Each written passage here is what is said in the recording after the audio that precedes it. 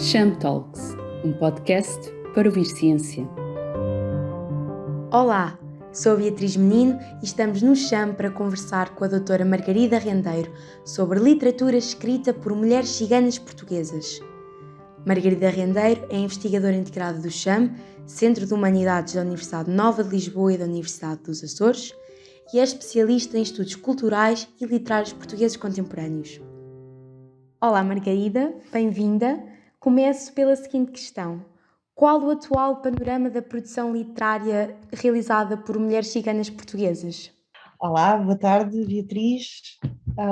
Antes de mais, muito obrigada pelo convite para conversar sobre autoras ciganas.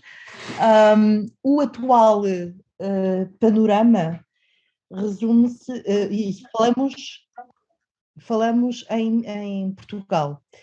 O atual panorama da literatura cigana resume-se a uma única autora, que é a Olga Mariano. Não existe publicadas, não existe mais nenhuma autora, ao contrário do que acontece em outros países da Europa, nomeadamente nos Estados Unidos, nos países da Europa Central e Oriental, e mesmo, por exemplo, na Suécia. Mas em Portugal, por condicionalismos diversos, neste momento só existe uma autora, que é a Olga Mariano. Curioso mesmo. Porque assim, resposta um pouco, mas é verdade, é verdade. Pode apontar alguns desses condicionalismos que fazem com que só tenhamos uma autora? São condicionalismos históricos que o povo Roma, o povo cigano, sempre foi um povo extremamente marginalizado. Ao longo da história houve diversos éditos régios a determinar a expulsão dos ciganos. Quando não eram expulsos, eram deportados, as famílias eram separadas, a língua era reprimida, e de modo que ao longo da história sempre foram extremamente condicionados e reprimidos. Em todo o caso, e se pensarmos num panorama não só de Portugal, mas europeu, também é um facto que o que se chama a literatura cigana, portanto de mulheres e homens ciganos, inicia-se no início do século XX, não é? Na Polónia, com uma mulher cigana que inclusivamente acabou por ser expulsa da comunidade. Ela faleceu em 87, se não estou em erro, era conhecida como Papucha. O meu polaco é péssimo, mas em todo caso quer dizer boneca. Porque no fundo todo o saber era preservado e transmitido de geração em geração oralmente. E quando essa mulher começou a escrever e, no fundo, a mostrar, houve um receio por parte da comunidade. Há inclusivamente um filme no YouTube sobre essa mulher. Houve receio de que os poemas, ela era poeta, pudessem de alguma forma prejudicar a comunidade. Dito isto, se bem que em outros países houve momentos em que se favoreceu, e depois podemos falar nisso, que no fundo favoreceram o aparecimento e a expansão de literatura de autores ciganos, em Portugal isso não aconteceu. Até porque até um nível durante muito tempo eles estiveram muito condicionados em termos de acesso à educação, acesso enfim, a condições de vida dignas, não é? E isso naturalmente tem impacto, não é? e faz com que, por exemplo, a literatura não se implante, não se expanda. Então, como é que acabou por se cruzar com a poesia de Olga Mariano na sua pesquisa e na sua vida? Essa é uma boa questão. Eu estava a preparar o projeto que acabei por submeter à RCT e foi aprovado para financiamento. O projeto chama-se Literatura de Mulheres, Memórias, Periferias e Resistência no Atlântico Luso-Afro-Brasileiro. E estava a pensar exatamente na diversidade de mulheres que temos em Portugal, não é?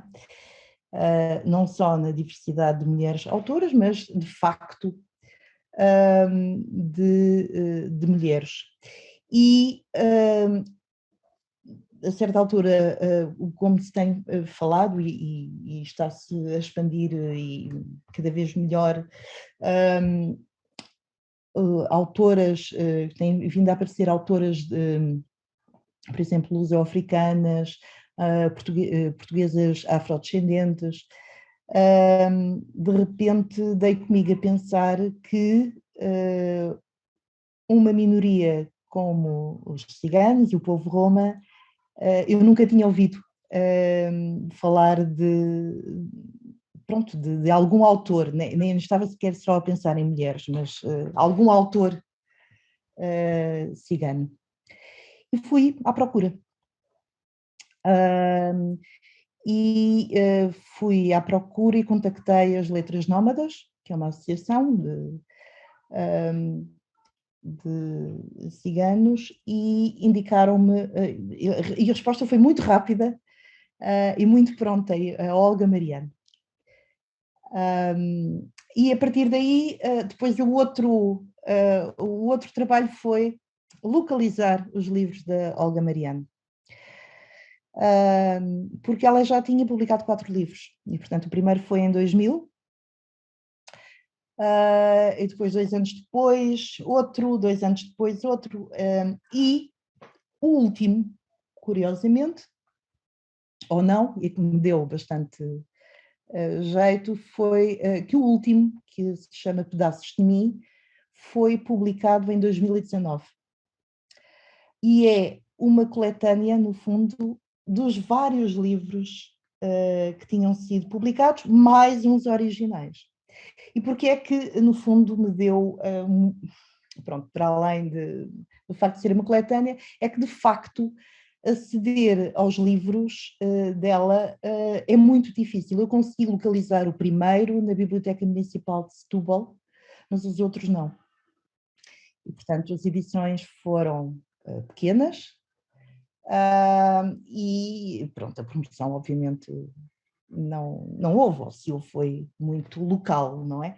E, portanto, eu não localizei os outros livros. Portanto, de repente, ter a possibilidade de ter uma coletânea com os vários que tinham sido publicados anteriormente, pronto, gostei bastante e depois gostei de ler, que também é um aspecto bastante importante. Era exatamente essa questão que queria colocar agora. O que é que encontrou então na obra desta única autora cigana? De que é que trata a obra dela? Será que nos pode falar um bocadinho mais sobre isso? Posso. Em primeiro lugar,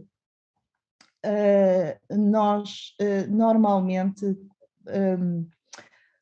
quando falamos do povo cigano e da literatura, não quer dizer que eles não estejam na literatura. A questão é que eles são sempre representados, ou seja, eles não se representam, não é? Em voz própria.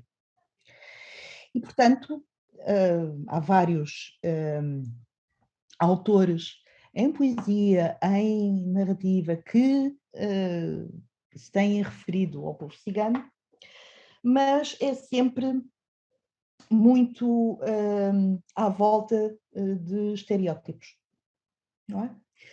O que, no fundo, também revela um grande desconhecimento por parte desta minoria. E quando nós não conhecemos, nós apoiamos no estereótipo, e é este realmente um dos perigos de resumirmos o nosso conhecimento ao estereótipo. Quando comecei a ler os poemas, são poemas simples, muitas vezes vão buscar as expressões da oralidade, algumas até referências literárias, poucas, mas uma ou outra vai aparecendo. Por exemplo, poemas sobre o 25 de Abril, poemas sobre a mulher, poemas sobre... Ela escreve como cigana, mas escreve como mulher, mãe e avó e mulher, esposa, que é cigana, mas que também... a sua existência não se resume apenas à etiqueta cigana, portanto, são poemas onde se encontra a humanidade, o pensamento em nome próprio. E o que é diferente? Todos aqueles aspectos mais exóticos desaparecem. Nomeadamente, por exemplo, a associação que já tinha visto em vários poemas do povo cigano à liberdade, pela tradição do nomadismo, não é? O que nos dias de hoje também já não corresponde à realidade, porque a maioria não é nómada, são comunidades diferentes. O facto é que questões como a liberdade também aparecem, mas não idealizadas, ou seja, são liberdades que se conquistam com esforço de uma vida que enfrenta dificuldades e, portanto, todo o registro escapa àquele exotismo da vida cigana. E isso é a grande marca, a grande característica quando quando lemos poesia que não seja sobre alguém, mas que seja esse alguém a exprimir-se, não é? Neste panorama poético, na sua opinião, quão mais valiosos seriam os poemas se autores desta cultura cigana, da cultura maioritária, digamos assim, que está presente na nossa sociedade, pudessem conversar, quão mais bonita, talvez arrisque dizer, seria a nossa poesia? Eu penso que toda a escrita tem que contemplar a diversidade e tem que passar pelo diálogo e tem que passar pela interação. Quanto mais interação, quanto mais conhecimento houver entre as várias comunidades, melhor serão as relações entre essas comunidades, mas isso também tem um efeito na literatura, não é? Por exemplo, na poesia não encontrei, por acaso, esse estereótipo, mas no romance, muitas vezes, o cigano vem como alguém mau, invariavelmente. Alguém com intenções menos boas. E quanto mais conhecimento houver, se calhar esses estereótipos são ultrapassados. Como também será ultrapassado apenas a exotização, a idealização, não é? De determinadas características que às vezes a liberdade, o nomadismo não é necessariamente um ideal de vida. É preciso perceber que o nomadismo é muitas vezes resultado da segregação. E, portanto, não há nada de ideal na segregação. Então acha que de alguma maneira esta obra escrita por mulheres ciganas surge também como um bocadinho de forma de educação e de dar a conhecer dentro da própria comunidade e que também a outras mulheres, se calhar o acesso à educação e depois, por um outro lado, fora dessa comunidade, uma cultura diferente? Sim, naturalmente, sim. Naturalmente, serve de educação. A literatura não está encerrada numa torre de marfim, não é? A literatura Claro. sai, tem que partir da vida, não é? Tem que refletir a vida. Ahm, e naturalmente nós aprendemos muito com a literatura e, portanto, independentemente da autoria, não é? E, portanto, quanto mais diversa for essa autoria, melhor será o nosso conhecimento sobre a vida coletiva, não é? Porque a vida coletiva implica indivíduos diferentes, não é? Implica heterogeneidade.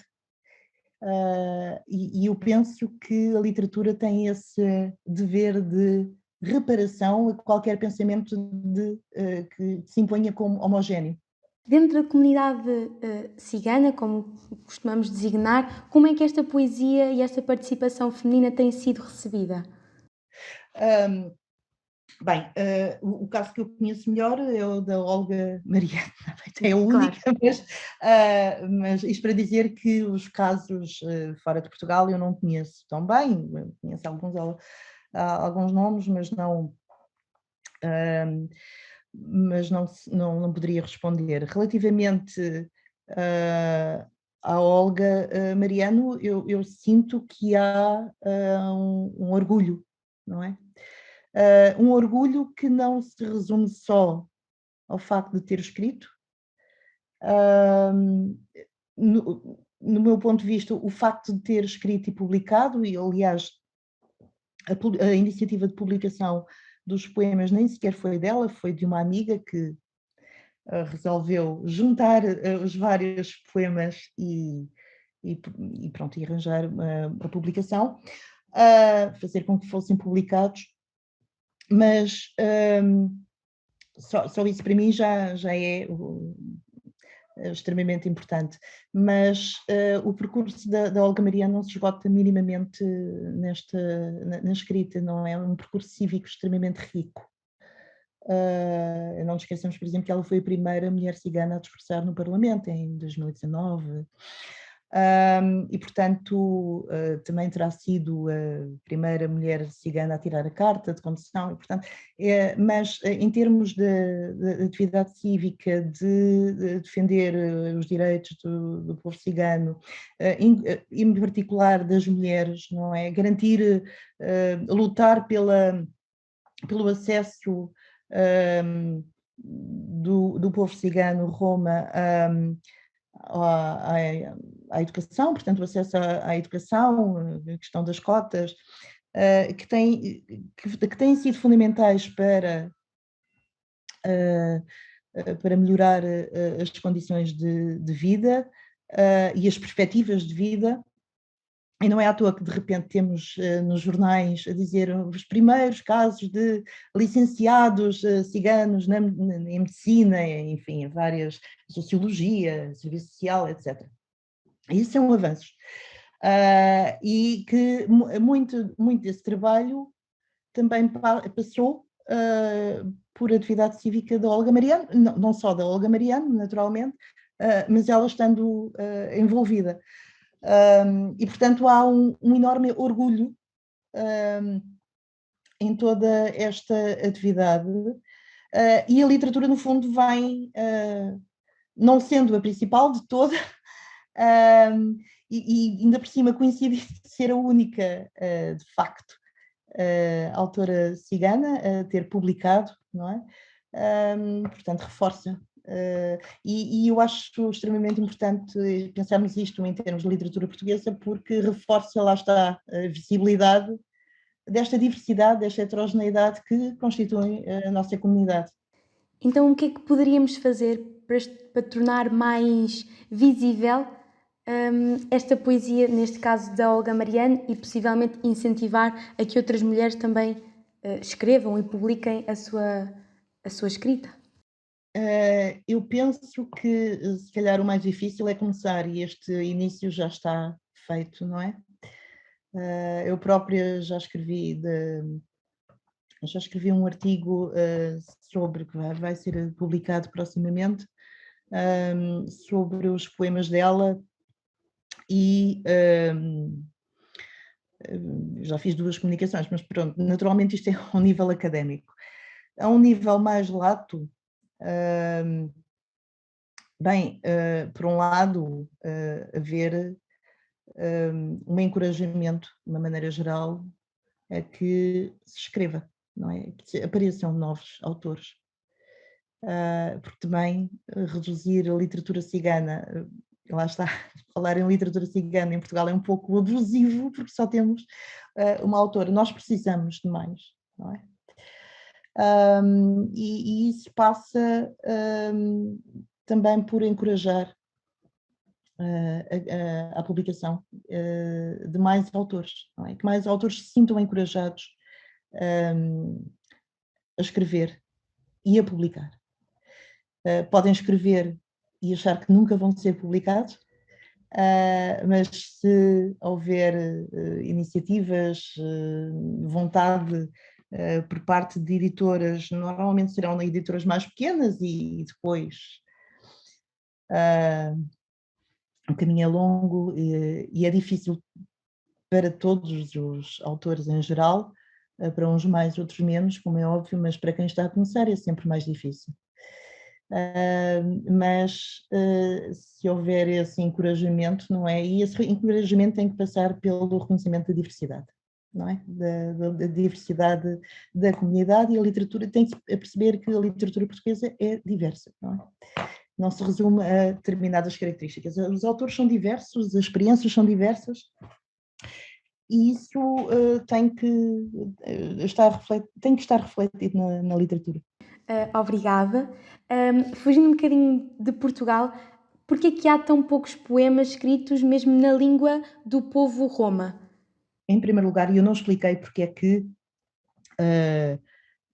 porque é que de repente há tantos autores de literatura cigana noutros países, o que é que no fundo motivou? Bem, relativamente à língua, a situação, lá está, o tal histórico de condicionalismo, expulsões, deportações, repressão, teve efeito na língua, ao ponto de, atualmente, as novas gerações ciganos praticamente não falam romani. A Olga Mariano, estamos a falar de alguém que está no início da sua década de 70, não é? Tem 70 e poucos anos, fala algumas palavras, e os pais falavam um pouco mais. O que quer dizer que se tem perdido, portanto, a língua romani. E isso eu não sei como será um trabalho de arquivo, não é? Mais ligado à linguística, antropologia, etc. O que não acontece, por exemplo, na Europa Oriental. E porquê? Por uma razão muito simples. Há 2 momentos na história, um é com o nascimento da União Soviética, e mais recente a Jugoslávia sob o Tito, não é? Estamos a falar quer a Jugoslávia, quer a União Soviética se afirmarem como nações pluriétnicas, multiétnicas. O que quer dizer que facilitou, por uma questão, como se encorajavam as línguas das várias comunidades, encorajou a literatura, que a literatura se expandisse. E houve muitas editoras, e começaram a aparecer várias editoras, muitas delas até dirigidas por mulheres, mas não só, e escreveram muitos poetas, romancistas, que escreviam não só em romani como nas línguas oficiais. E isso, lá está, fez com que o volume de publicações aumentasse ao ponto de haver traduções. Mais recentemente, o último, digamos, evento foi o Holocausto e o Porasmos, o Holocausto cigano, em que começam a aparecer autobiografias, memórias de sobreviventes. Ora, essa realidade escapa um pouco a Portugal, não é? Em termos da experiência de campos de concentração, por exemplo, nós nunca nos definimos como nação pluriétnica e, portanto, e também nós tivemos, há casos, obviamente, portugueses em campos de concentração, mas não é, de facto, o foco. Mas são, no fundo, por exemplo, as memórias como testemunho para mais tarde. E isso, lá está, fez com que houvesse muitos autores a serem publicados e a serem traduzidos. Porque nós estamos a falar não só de serem publicados nos seus países, como haver traduções. Ok? E lá está. Aí Portugal está anos-luz. Muito obrigada, Margarida.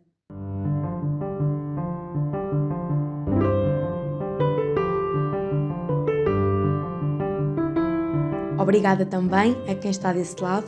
Não se esqueça de clicar no botão de notificação para seguir o nosso podcast e deixar os seus comentários. Desta vez falamos com Margarida Rendeiro, coordenadora do Grupo de Cultura e Literatura no CHAM. Os seus interesses de investigação versam os estudos culturais e literários portugueses contemporâneos, identidades, resistência e utopias. É igualmente professora auxiliar na Universidade de Lusíada de Lisboa e ainda investigadora principal do projeto Literatura de Mulheres, Memórias, Periferias e Resistências no Atlântico Luso-Afro-Brasileiro, um projeto financiado pela FCT. Em breve, regressamos com mais conversas sobre ciência. Até lá!